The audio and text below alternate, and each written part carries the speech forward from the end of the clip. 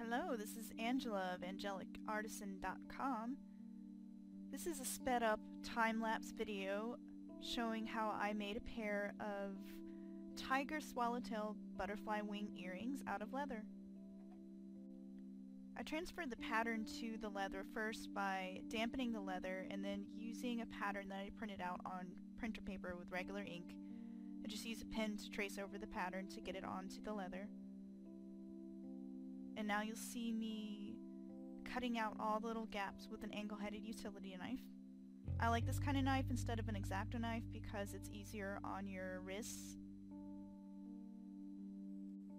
The surface you see me bearing down on is also a thick vinyl cutting board.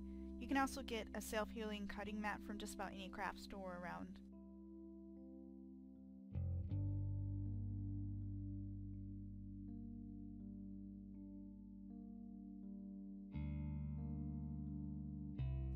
Once I'm done cutting, I'd submerge the wings in water, then let them dry naturally to get that curved shape, and they will hold that curved shape after you let them dry.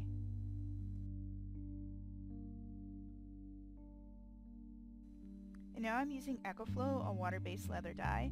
I like to use this as a base coat before I add acrylic coloring with paint later on, because it gets into the nooks and crannies of the veins, and it also stiffens the wings.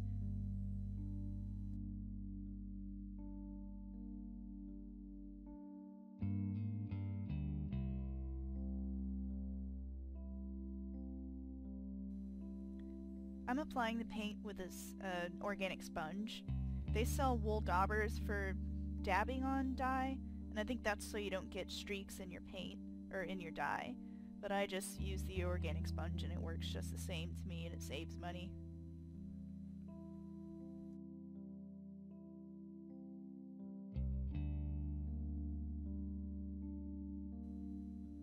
And now the fun part begins with Folkart paint. This is a craft quality paint, but it works pretty well on items like this.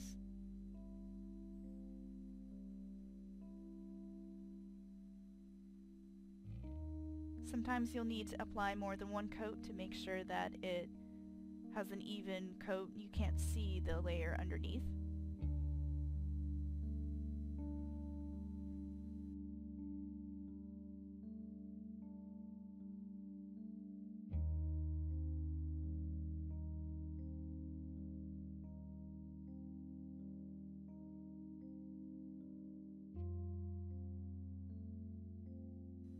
I'm using a small brush to do this so that I don't paint in all of the veins that I've carved into the wing. That just makes the wing look more realistic. You like some of those lines to show? I also like to use rough brush strokes because I find that when you paint in a flat color on butterfly wings, it just makes the wings look too perfect. Butterfly wings in nature have some wear to them, they have scales missing. They're not perfectly flat, and that adds to the beauty of them, in my opinion.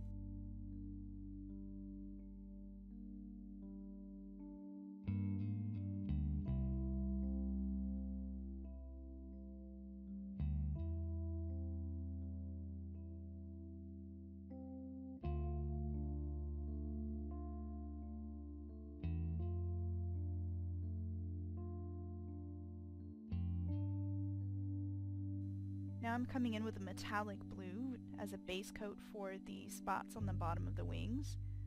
Oh, and just so you know, I'm not painting these from memory. I actually have a little photographic reference printed out and it's sitting off camera right now.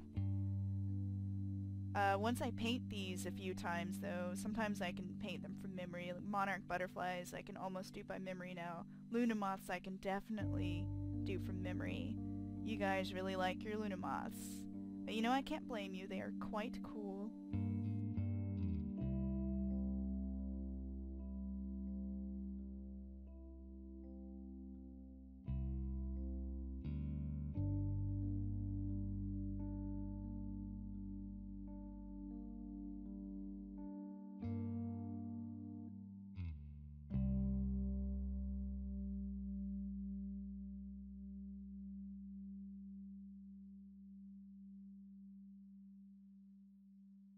And now I'm adding spots in white. you'd be surprised how these white spots just really finish off the butterfly wing. That makes them look so realistic, because I think those spots are what our eyes pick up on first when we look at butterfly markings. We read those spots and we instantly think butterfly. So this is one of my favorite parts of the painting process, is doing the white spots on the wings.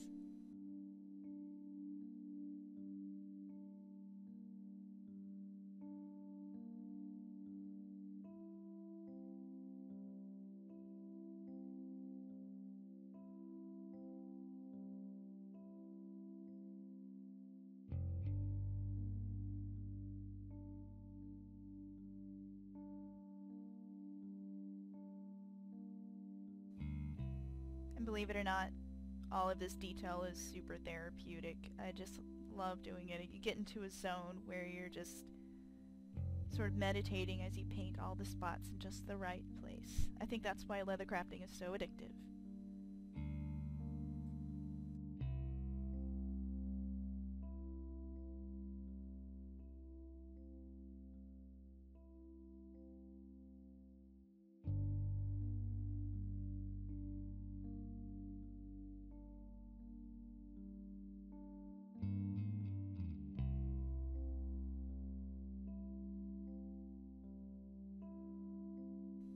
And now I'm coming in with Golden's Interference acrylic paint, and I like to use this to pop the metallic bits somewhat, because on their own they're metallic, but when you add this interference paint on top, the interference paint is this dazzling opalescent blue.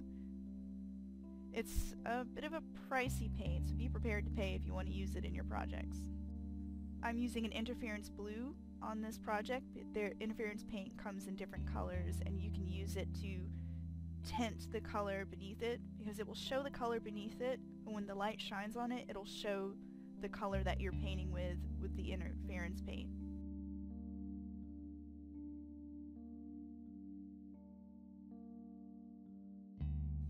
And now I'm coming back in with black to bring back the markings that I covered earlier with the yellow. It's just easier to paint on top than to try and exclude that stripe by carefully painting with the yellow.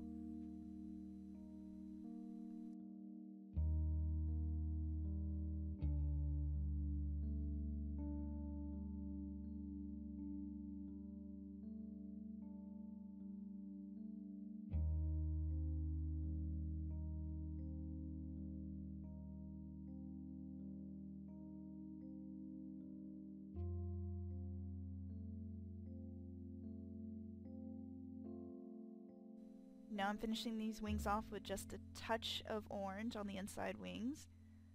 It adds another level of convincing realism to these wings.